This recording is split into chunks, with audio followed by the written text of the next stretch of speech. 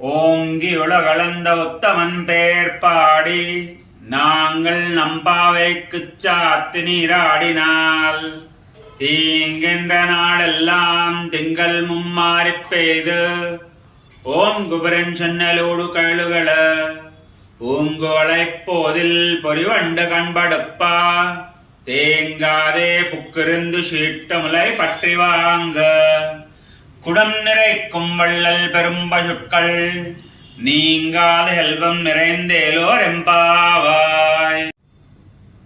తిరుప్పావై మూడవ పాసురం ఓంగి ఉలగలంద యొక్క అర్థం. గోదాదేవి పరమాత్మ గొప్పతనాన్ని కీర్తిస్తూ ధనుర్మాస వ్రతంలో భాగంగా మార్గళి స్నానం చేస్తే దేశంలో దుర్భిక్షం లేకుండా 3 నెలల పాటు వర్షాలు కురిసి పంటలు బాగా పండి పాలు పెరుగు సమృద్ధిగా లభించి సంపదలు పెరుగుతాయని వివరించడం.